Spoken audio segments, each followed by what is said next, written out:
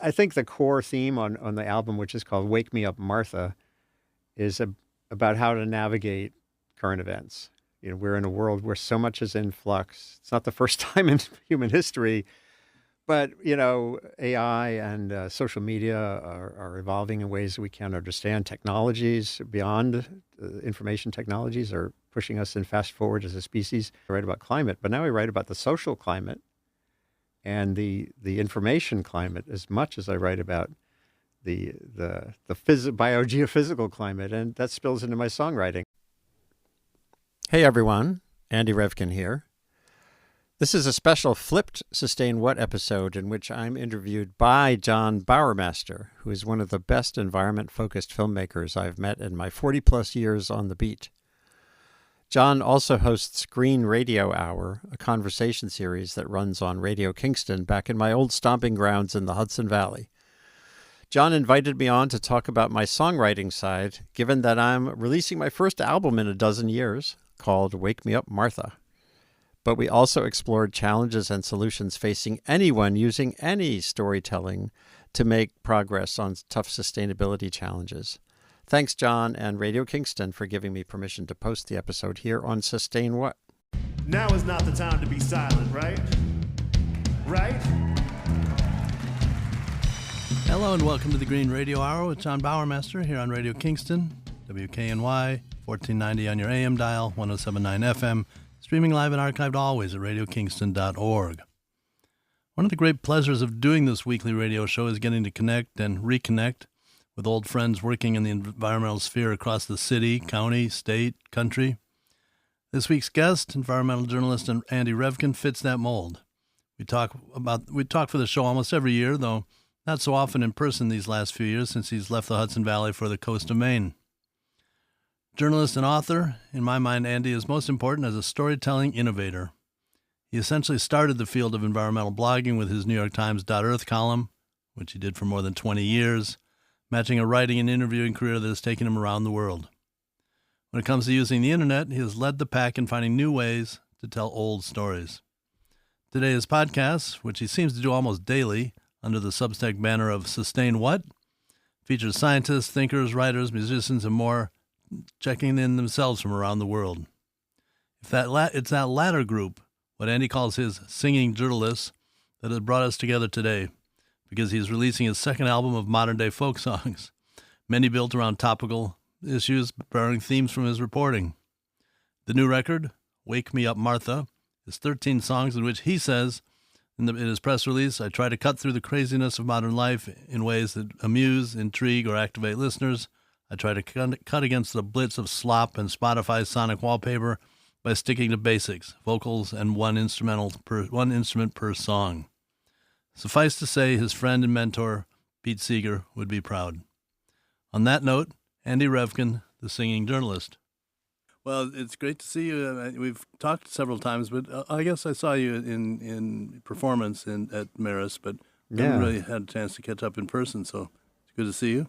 It's great to see you. And great to see you still at work doing your films and telling stories in a world that's got all this storytelling capacity, but it's hard to find ways to connect with people. But here we are reconnecting. Yeah. Well, I've done a fair amount of traveling over the years, and people say, well, where would you like to go that you haven't been? And I always say the stands, Pakistan, Afghanistan, Kurdistan, etc. It's part of the world I just never quite got to. I'm not sure now is the best time. No, Kingston.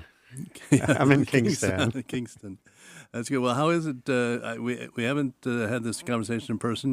No. You lived in the Hudson Valley for how many years? 30+ years. 30+ years. We were here in the Hudson Valley. Yeah. Little under half my life. I grew up in New England, and I actually once we had settled in the Hudson Valley and down in the Highlands. One of the songs I wrote, Breakneck Ridge, had a line about basically saying, I'll be buried here someday.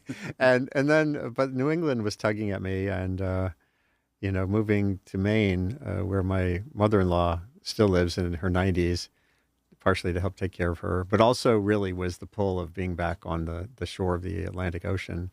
Yeah, and, because I know you have a passion for the ocean. Yeah, and of course the Hudson River all the way up to past Albany is an arm of the sea, but Right. it just isn't quite the same as That's right. It's different than being on a being place where on. there's crashing waves and Yeah. big tides.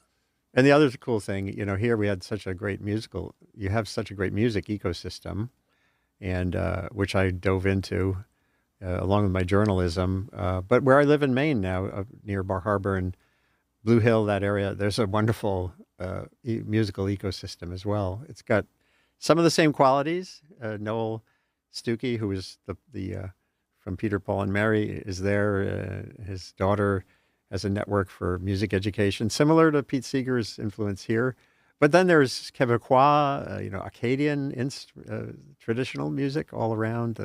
Contra dances are a normal, ingrained part of the musical sphere there. There's a cider maker right near us who runs 3 times a week. He's got a jazz jam, a trad jam, and then on Sundays it's either Irish or Quebecois. And, that's just a great stew of stuff. So I've been writing songs more, and it's got me back into that mode.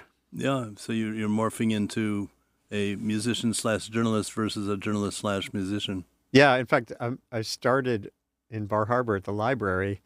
I inaugurated a new kind of thing I'm doing, which is not a lecture and it's not a performance. It's both, and I call it the singing journalist because I'm telling my story of my journalism trajectory and also my musical trajectory, and they sometimes do interact, which is kind of fun. When would they first have interacted? When was the first time you kind of played publicly? Well, they interacted, in concept back in the early aughts when, after 9/11, I wrote a song called "Liberated Carbon," which was basically the story I've been writing and reporting about for decades. Right. And it's a sort of a factual history of our fossil fuel fixation, and that song sadly has become relevant again. There's a section on what was then the Gulf War of the early 1990, 91 was in that song. And it had this line, we sent an army to the desert to keep our country free and to liberate some carbon, baby, for you and me. That was, the Persian Gulf War. Right. And here we are 20-odd years ago. Stuck there now with the Straits of Hormuz, now becoming a toll gate. What rhymes with Hormuz? Is this a quiz? Yeah. I don't know. You have to work on that. You're leaving. Oh, do you come out with a rhyme for Hormuz? Yeah. Oh, that would be a tough one. Yeah. So anyway, the music, and then also I wrote a song about Arlington National Cemetery running out of room, which I learned when I was down in D.C. On assignment for the New York Times. I was on the Metro, and a family got on at the Arlington stop, and they happened to mention in passing that they'd heard from the preacher at their ceremony that the Arlington Cemetery is running out of room. And it stuck in my head. As a journalist, I thought, that's a story. It's not directly on my beat, but it was about, real estate. And it turned out a Baltimore Sun reporter had written a really powerful story about that issue at Arlington. And I started looking into it. The history of that cemetery is really dark. We took Robert E. Lee's land away from him, his farm outside of D.C., and began planting. Turned it into National Cemetery. Private William Chrisman was the first one we laid down. Now there are 250,000 in that hallowed ground. It became a song instead of a story. Yikes. And Pete Seeger helped me tweak the lyrics, and Dar Williams ended up singing a duet with me on that song on my first album. And again, that one is relevant because we have people dying in the armed forces again. Yet again, yeah. Well, I want to talk to you about journalism. I want to talk to you about a little bit about politics and about the coast of Maine. But I'm obviously particularly curious about this new. Do we call them albums, records? I think of it as an album because it's a collection of things. I don't call it a record so much. Yeah. I mean, it's a recording. Yeah. Right. And I actually did make a physical CD. They're coming out late in April. Only a couple hundred copies to hand to DJs and maybe to a few people who. But I think the core theme on the album, which is called "Wake Me Up, Martha," is about how to navigate current events. We're in a world where so much is in flux. It's not the first time in human history, but AI and social media are evolving in ways we can't understand. Technologies beyond information technologies are pushing us in fast forward as a species, and we have the stresses of the polarization that's resulting on the social. I used to write about the ecosystem. I do still, Right. and I write about climate, but now I write about the social climate and the information climate as much as I write about the biogeophysical climate, and that spills into my songwriting. And "Wake Me Up, Martha," the title tune is about an interesting moment when a guy wakes up and, well, the song kind of speaks we'll for hear itself. the song in a second.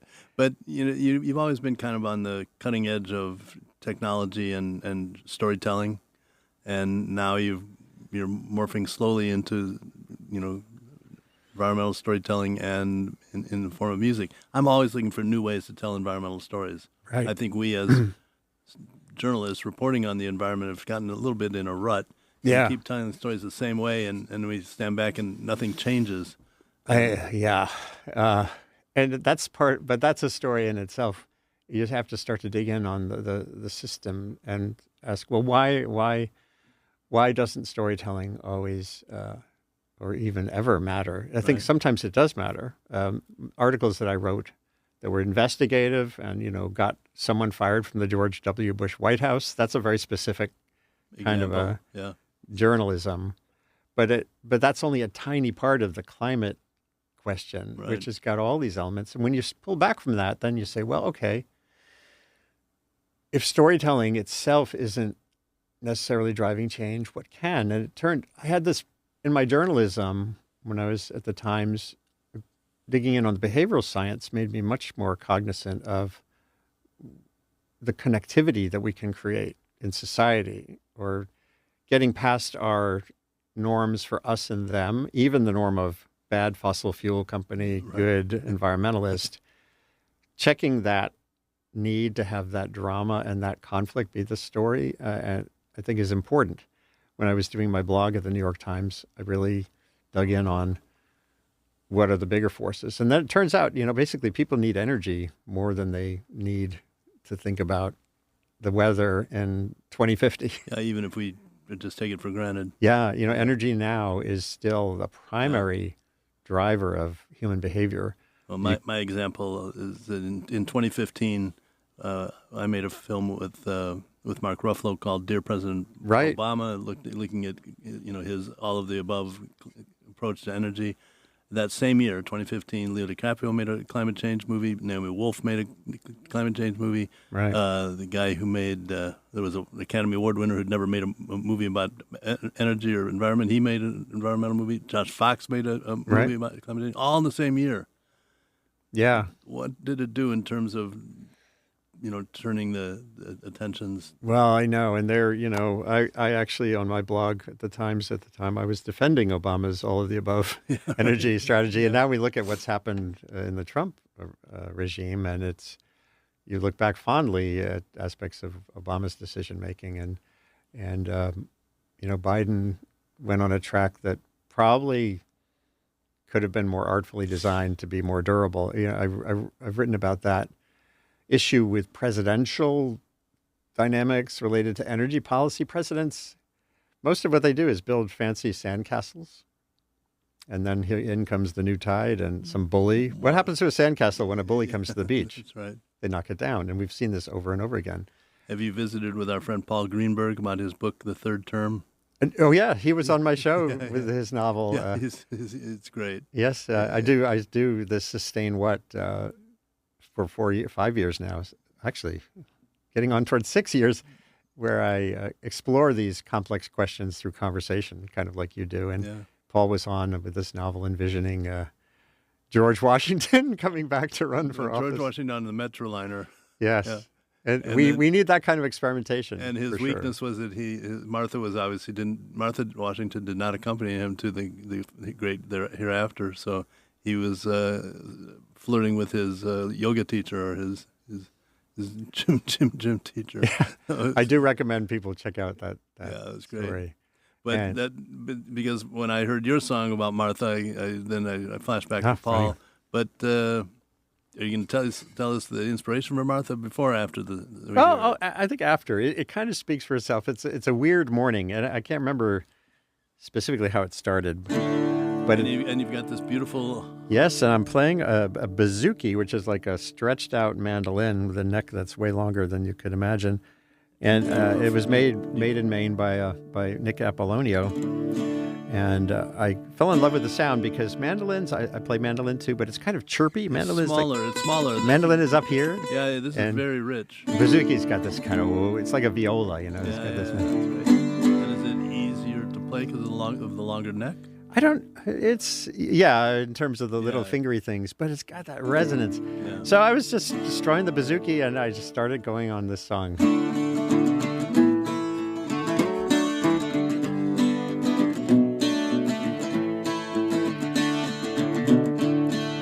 When I woke this morning, seemed like any day. Down my coffee, fed the dog, and munched my PBJ. But things got weird in a hurry as I scrolled on through the news. The deeper that I dug and read, the more I was confused. Pundits weren't yelling, even swear that some agreed. Armies weren't bombing, all I saw was harmony. Oceans weren't boiling, ripe fruit in every tree. Just so weird that, here I go, forgetting a line. Let me do that again. Oceans weren't boiling, ripe fruit in every tree. There's just no way on planet Earth this is reality. Wake me up, Martha, get me out of this dream. Wake me up, Martha, this can't be what it seems. Wake me up, Martha, this must be fake news. Please wake me up, you know good times give me the blues.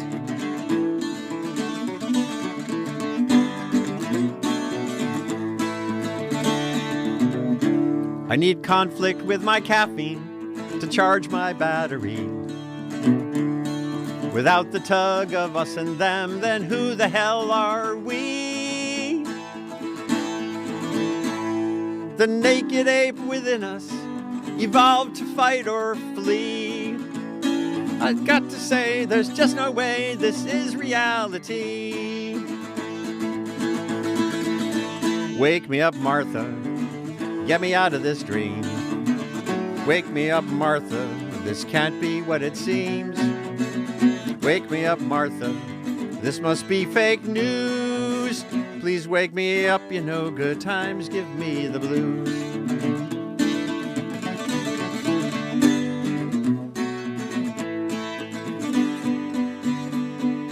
I woke the next morning, still seemed like any day. Down my coffee, fed the dog, and munched my PBJ. But I threw my phone in the corner as I walked out the front door. Figured maybe just this time I'd see what life is for. I checked in with a neighbor, she thanked me for my time. Debated with the barber, but we got along just fine. Recycled some old bottles, I even got a dime. I've got to say, there's something here, this real life is worth trying. Don't wake me up, Martha, this is not some dream. Don't wake me up, Martha, life can be what it seems. Don't wake me up, Martha, this is not fake news. Don't wake me up, you know, each day is what we choose. Don't wake me up, Martha, this is not some dream. Don't wake me up, Martha, life can be what it seems. Don't wake me up, Martha, this is not fake news. Don't wake me up, you know, each day is what we choose. Don't wake me up, you know, each day is what we choose. Don't wake me up, you know, each day is what we choose. Don't wake me up, you know, each day is what we choose.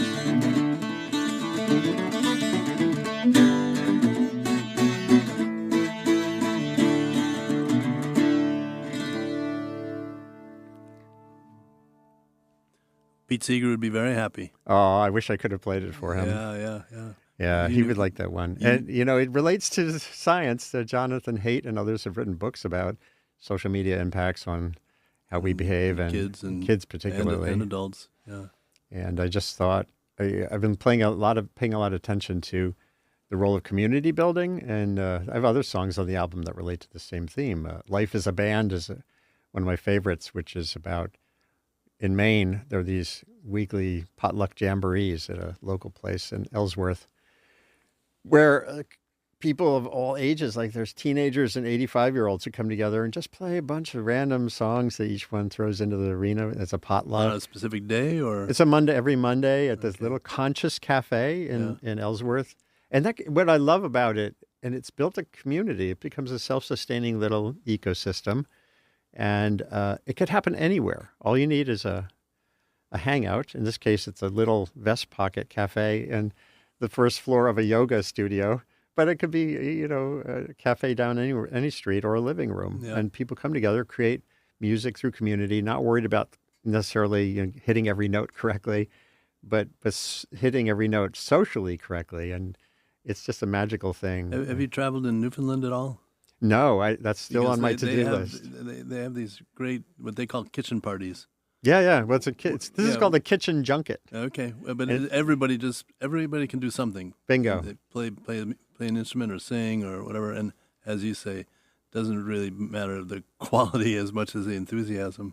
Yeah, and what happens is it works in two different directions. Community makes music, and music makes community, right. And that can cut across. My other brush with it has been in Louisiana. Yeah. Where when I have worked there, we stay in a little town called Brobridge. There's a very famous cafe in Brobridge called the Un Deux Trois. And at 8 o'clock, 9 o'clock on Saturday mornings, the place is packed. Wow. Packed. And it's a bar or restaurant. So people come and they have a little bite, but they're not coming to drink, but they're coming to dance. Yeah. And a band will show up and play for, a couple hours. And then those players in that band will be off for, another 12 hours ahead of playing all over Louisiana. So that's so great. Yeah, and we have that here in the Hudson Valley. Oh my gosh, yeah. Well, the Beacon Sloop Club is a great example. More of a monthly gathering, but it's and there you mix in the sailing too, which is connecting to the water. But you do it on your Sustain What? What do we call it? Sustain What began as not a blog, or is it? Yeah, it is. I mean, on Substack, people call these things newsletters. Right. But have we just gone back to blogging? I think it's blogging. Yeah. I mean, sure, newsletters, Heather Cox Richardson, who's amazing, who's also in Maine. One of your neighbors. Yeah, she writes a real newsletter. Is a letter to America from an American. Every day. Yeah, and she also does her interactive live YouTube things, and that's great. When I was at the New York Times, I fell in love with blogging because it's a conversation with readers, and it's not me telling a story. It's us generating give and take. You're generating a picture of an issue that has more than one dimension. Right. You as a journalist, I as a journalist, you have your frame of reference when you're making a film. I have my frame of reference. I'm thinking, and when you open that up so that it's a community conversation, then it's a better picture of complicated questions. And, how do we solve global warming is the wrong frame for that issue. It's not a problem/solution kind of a thing. Yeah. It's a systemic phenomenon related to the human journey on the planet. So the more conversations you have, the more diversity you have, the better. And what I say to people about Sustain What is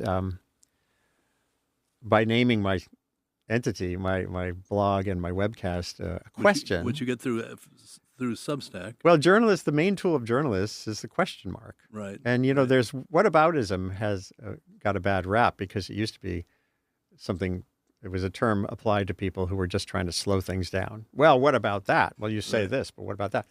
But journalistic questions, if you do it right, it's really getting to the core of a problem. You say, well, how much global warming is too much? And they say, well, I think it should be 2 degrees. And you say, well, but where on the planet? And which goes back to the title of your Substack. Yeah, and who is most effective? So I say, sustain what for whom? Yeah, right. How? Right. You could solve global warming right now with massive build out of nuclear power plants. It would take 10 years That's not your solution, Right. and it's not my solution. There'll be a role for nuclear power. Some middle ground there. So I just sustain what is a way to just convey to readers and listeners, and that let's talk about this, and convene experts with different disciplines and have them talk to each We other. mentioned our mutual friend John Lipscomb. I'm out on the road showing a new film that features him, and he has a great line in there. He said, "People ask me all the time, how's the river?" He said, "Well, it depends who you are. Right. If you're a human, it's actually gotten improved over the last 20, 30 years. Right. If you're a fish, things are not looking so good. If you're a shad. If you're a shad, you're bumming out." And then that's a perfect example, because what's the problem with shad? It's mostly not in the river. It's mostly out in the ocean, sea. yeah. And then you say, well, where is that coming from? And you say, well, it's this kind of vessel. And you say, well, what are the regulations that are creating that issue? Yeah. And then you start to get toward solutions. One thing because I've done I started like you as a print journalist, and I've morphed into making movies as a way to share the same stories. My issue, you've surmounted this, but most have not. My issue with journalism as we know it is there's very little echo. Right. And I don't get much feedback. I write something, maybe somebody reads it, but we never engage. You've kind of solved that by being very open, and you. I mean, I don't know how you do it, to be honest. Some kind of Energizer bunnies, plural, running around your house, setting this stuff up, because you have new shows on almost 5 days a week. Nuts. Well, Feels like in bursts, yeah. In the early days of the pandemic, yes, for sure. And lately under Trump, it's been hard to not engage. And here too, I've pulled together. People think of me as a climate journalist. If you look at Wikipedia or whatever, but to me, it's if your focus is climate and you're not thinking about democracy right now, then you're missing a really important aspect of how you generate progress on an issue like climate. Because without a FEMA and without USAID doing the resilience building, and without innovation doing the decarbonization, and without looking at the energy landscape with climate in mind, you're screwed. And so you can't avoid this high level question about how do we sustain democracy. And not just here, 3/4 of the world's population now lives in autocratic states. 3/4 of the world's population. So I had people on to talk about that. Yeah. And do you feel like we're living under an autocratic state? Well, we're on that path. If you follow the news as we do, yeah. The question keeps coming up: where is the opposition? Oh, I know. Why aren't there, at least 47 senators or 48 senators or 46 senators on the floor, on the steps outside the Capitol, saying, "This is not your, dear President Trump, this is not your war to make." This is one of the hardest learnings I've had in these years is understanding that the thing that makes the Constitution so powerful is its plasticity. It's more like a guide to behavior than a set of rules and regulations itself, the Constitution and the amendments. And Trump came along and said, wow, look what I can do. I can play with all those dimensions and just take it to the extreme and let the system try to catch up with me. And you realize then that most of what we've been living under for 250 years has been norms, behavioral norms, more than rules. And that's wonderful. Yeah, we just anticipate that those norms will be followed. Yeah, there's an expectation, and but now there's no rule really.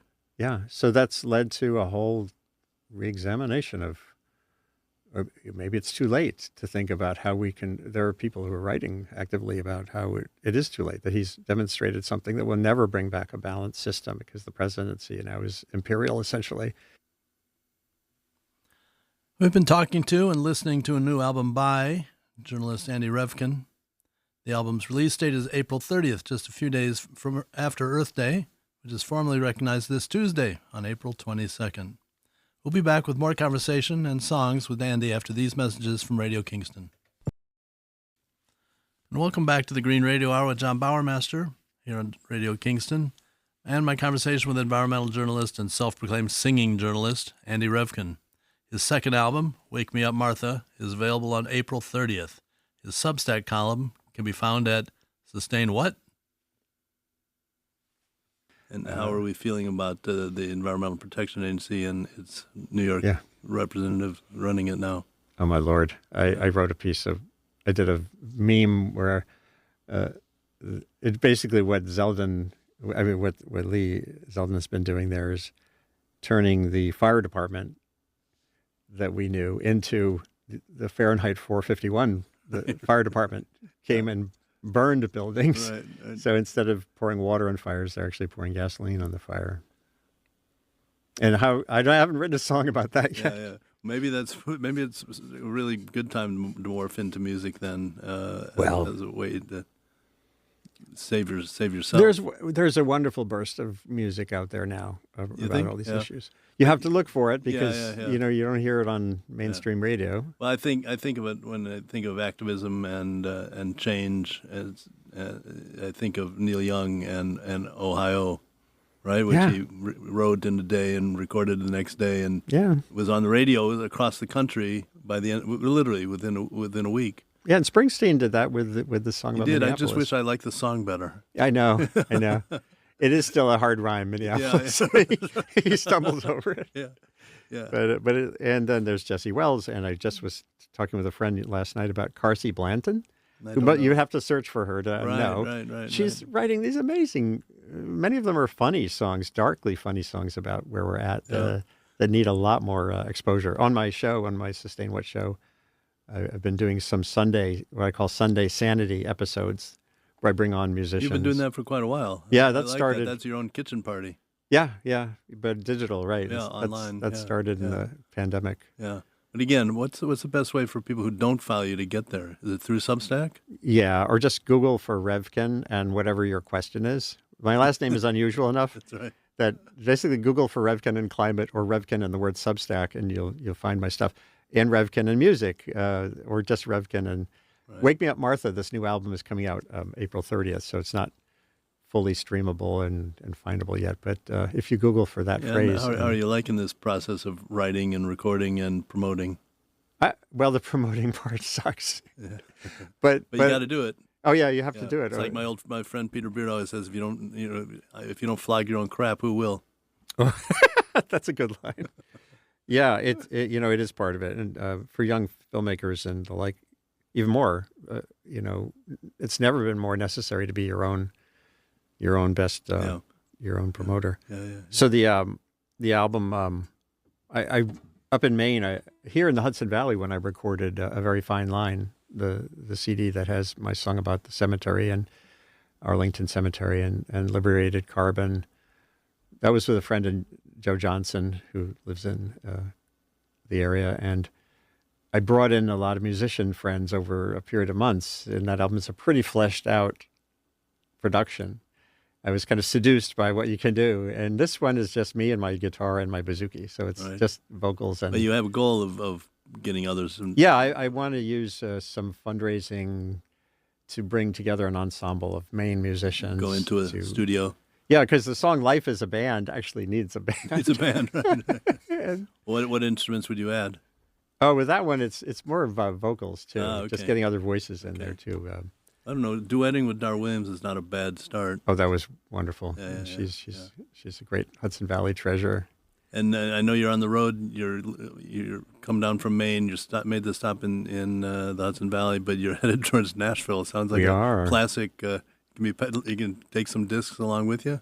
Well, I won't have. They're not quite printed yet, so I'll have some of my old ones. But no, Nashville's great. Our older son lives there, and I always enjoy going to the open mics there, and it's such a town for. There's a lot of highly commercial music that comes out of Nashville too, but there's a ton of wonderful music there that's at that low level. That's almost like a kitchen junket. Yeah. But, not quite. So that's what we should all do is in these times of frustration is search out music.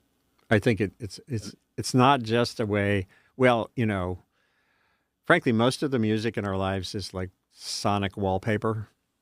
Even if you're listening to Neil Young from 1980s, it's sort of you're just filling a space in your mind.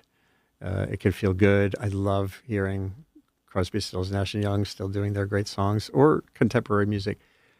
But making it yourself, even if it's just at the primal level, that's what really is the special thing. Music is so much more to me about the moment of being in a room with a bunch of people and having something special emerge. Yeah, well, I'm not a musician, but through the films, I do get a little sense of feedback.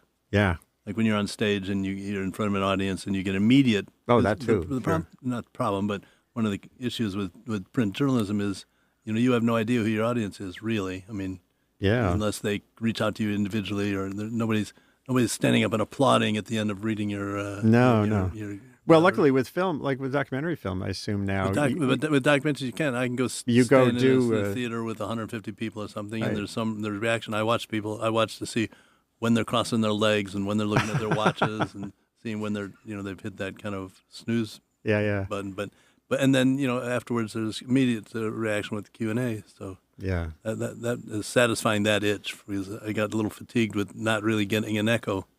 Right. Yeah. Well, I think you've gone through the same transition that journalism can go through, which is not just putting out the story and then going on to the next story, or putting out the film and going on to the next film, but actually using it as a tool where you're engaging with your audience. That's right, and that's in this new film, The Keeper. I think that's our goal, is to make it as an inspirational exchange as possible. For sure, yeah. That's wonderful. So another new song. Well, why don't I do "Life Is a Band," because it has a little bit of that same communitarian spirit. Communitarian, is that a word? It isn't actually a word. Yeah, it's one of those sociologist words. I like communitarian. What I like about Aryan words, it's kind of like it's a movement. You just add it on to everything. Community is a static word. Right. Communitarian means you value community, and this song is about community. It's about songwriting, and so here we go.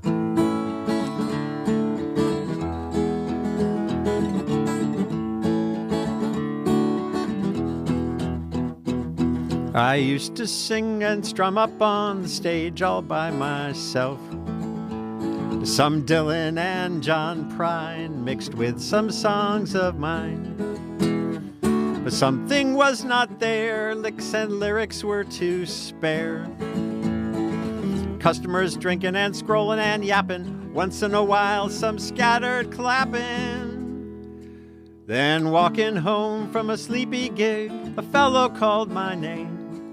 He said, I love the way you play, but there's a better game. Life is a band. No more playing on your own. Life is a band. Grab a uke or saxophone. Life is a band. Alto, bass, or baritone. Come add your voice. Let's make it grand. Life is a band. He said, right down the block there is a place you have to see. We gather every weekend for a potluck jamboree. Bring some wings or a casserole, flute or a mandolin. Choose folk or blues or an Irish tune, and then we start to sing. Everybody, life is a band. No more playing on your own. Life is a band. Grab a uke or saxophone. Life is a band. Alto, bass, or baritone. Come add your voice. Let's make it grand. Life is a band. Like a town needs a mayor and a baker and a plumber, a band needs a singer and a picker and a drummer. Each on its own is monotone. Put them all together for something better.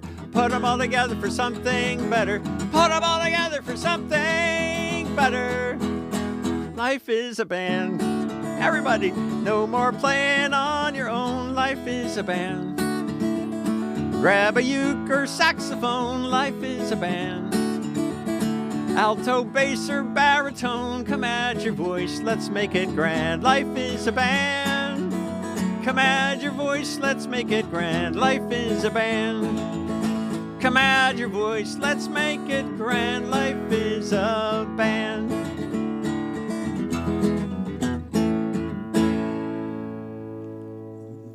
That would definitely require a echo. Totally. Yeah. And actually, it is a call and response. Yeah, exactly. That's where Pete Seeger would put his hand to his Yeah, ear yeah. and say, your turn. So I need to do that. Yeah. But I think the song captures some of that same quality of coming together and how doable it is. Yeah. That's the thing that I hope people can think about. Well, how do you, I mean, I know that you spend a lot of time at your desk, obviously. Yeah. But when you're out with the community, what sense are you getting from people in regard to the environment? Well, in Maine, recent events that we've had these wicked winter storms, and the Gulf of Maine is warming faster than any other body of water on the planet. So the fishermen, lobstermen, lobster women, scallop farmers, they're all feeling these changes and threats to their livelihoods from the storm's impact on shorelines with rising seas. So there is a conversation that's expanding around the resilience part of having a better human relationship with the climate system. I do sense a little withdrawing of our big environmental groups. Maybe not the big national groups, but the big local groups. I think it's I'm on the board of a small environmental organization up there, A Climate to Thrive. And they happily, I love the way they framed themselves 10 years ago when they were formed. A Climate to Thrive. It's a positive, action-oriented message around energy change, access to affordable, clean energy, and around resilience. And when you break this climate crisis into those components, it's much more addressable in a diverse community. Maine is very red-blue. It's not purple, it's red and blue, bright red and bright blue. And I think there's a lesson there. Some of the big groups got so stuck on the climate emergency, has to be the thing that everyone agrees on. They can't rebound. That they're now flailing to a certain extent. Yeah. But I think the bigger groups locally, I think my analogy is that they used to kind of approach you with their arms open. Now everybody's kind of got their arms closed a little bit because our future is so uncertain. Right. That people are a little hesitant. They don't know quite which path to take. And in part, given this administration, it's in fear of sour recourse. Oh, yeah. Well, this is the authoritarian reality we live in. Presidents control a lot of knobs. The Federal Communications Commission, FCC. The pressure on the corporate entities that run our communication, our media. Well, I mentioned to you I was just in D.C. and I watched a film in a theater in the National Academy of Sciences. Beautiful, beautiful theater and building, but the building's closed. No funding. Yeah. I went to Antarctica this year for 3 weeks, and the most powerful image I brought back was of the ship, the cargo ship, the Nathaniel Palmer, at the dock in Punta Arenas.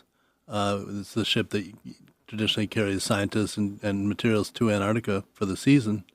And it's a dock in Punta Arenas. We don't know its future, but there's no funding for it.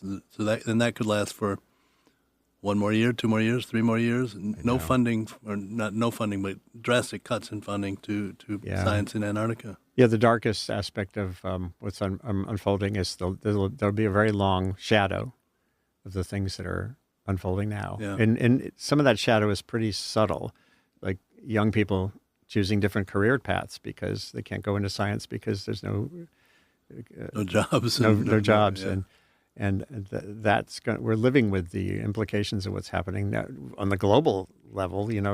Geopolitics as we knew it is broken, and now what emerges will be something new and could be very darkly different or not, depending on how other countries behave and the like.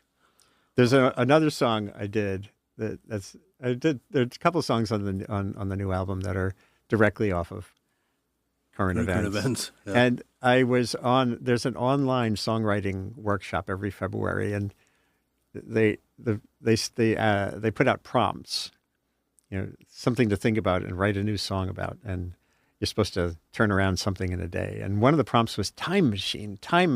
I'm thinking, most of what I write about in journalism is about stuff that's happening. Obviously, global warming is you're projecting impacts into the future. But I hadn't really written a song that goes into the future.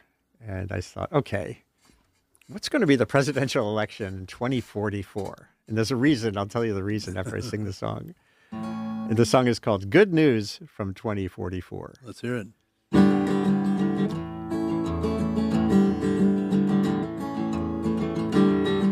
Don't know how I got here 2044. Somehow the world avoided nuclear war. Somehow the climate didn't go to hell. Somehow the Constitution never fell. Presidential candidates are on the stump. Sasha Obama and Barron Trump. That's not the weirdest thing I have to relate. They're both kind of sane and talking pretty straight. That change didn't happen on its own. The sun let out a flare and all our circuits were blown. AI fried, satellites died, people had to live without a telephone. Don't know how I got here 2044. Somehow the world avoided nuclear war. Somehow the climate didn't go to hell. Somehow the Constitution never fell. Of course, that is a dream. The sun won't set us straight. It'll take a lot of work to really make this country great again. So join yourself a club or your PTA. Even run for office if you feel that way. Find yourself a goal that suits your skills and heart. That's how we'll take back the power from the oligarchs. I said, find yourself a goal that suits your skills and heart. That's how we'll take back the power from the oligarchs. Don't know how I got here 2044. Somehow the world avoided nuclear war. Somehow the climate didn't go to hell. Somehow the Constitution never failed. Never failed.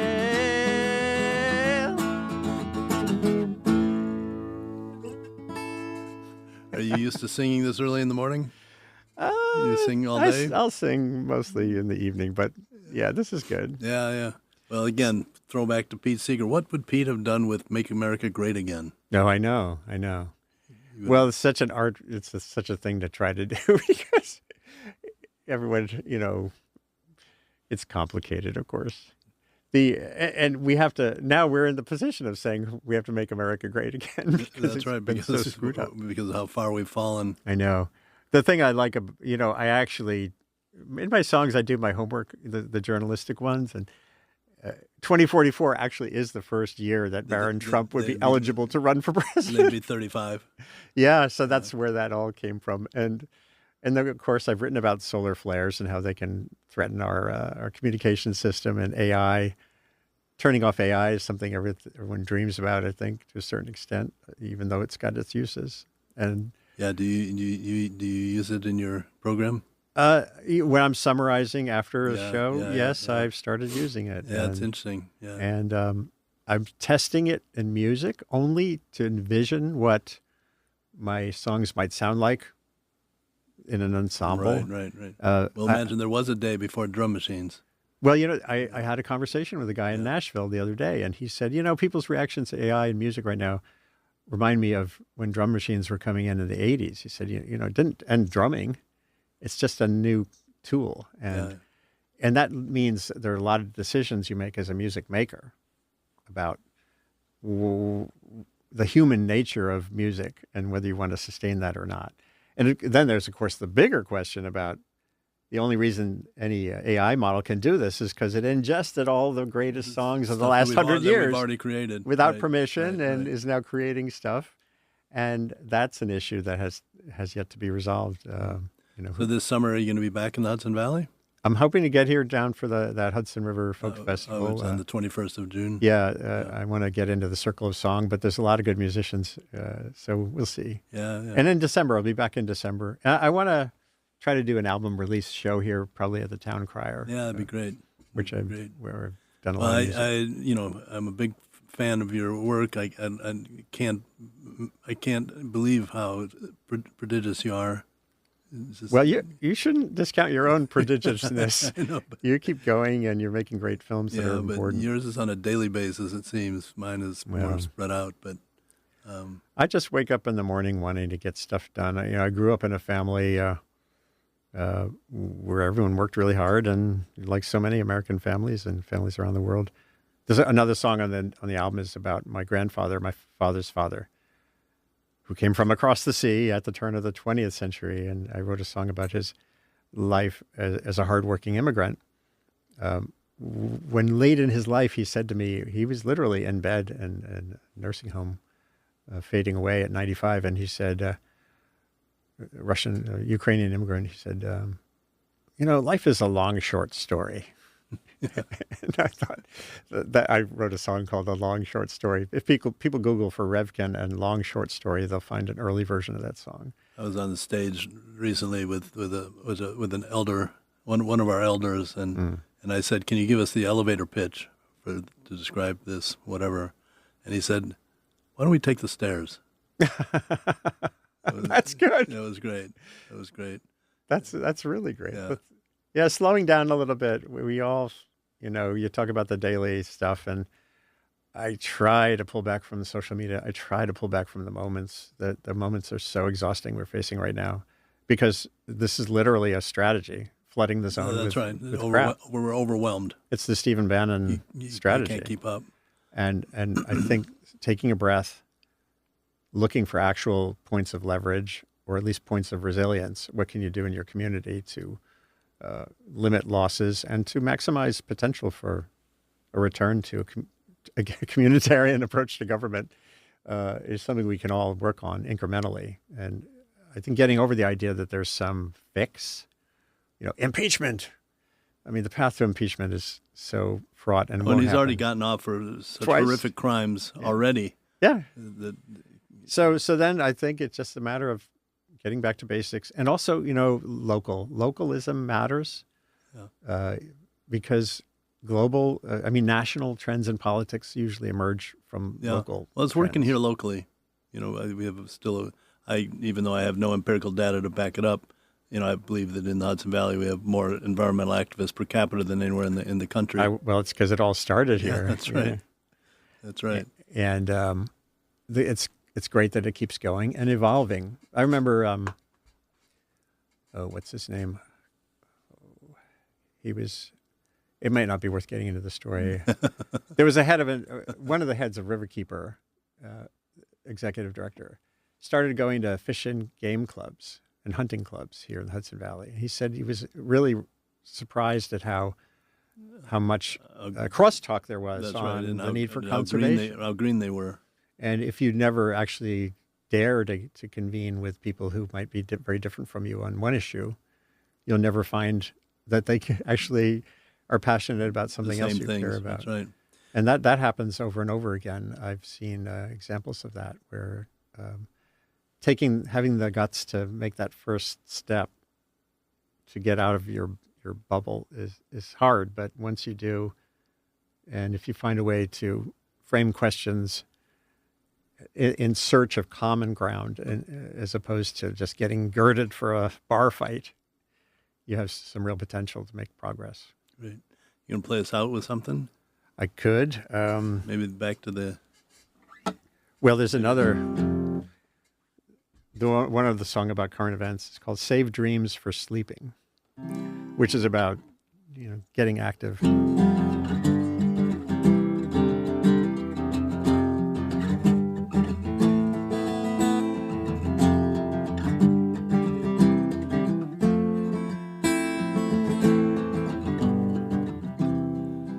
Yeah, as Andy Revkin plays us out here, I wanted to say big thanks for his conversation today. It's always fun, and it's great to hear the new music.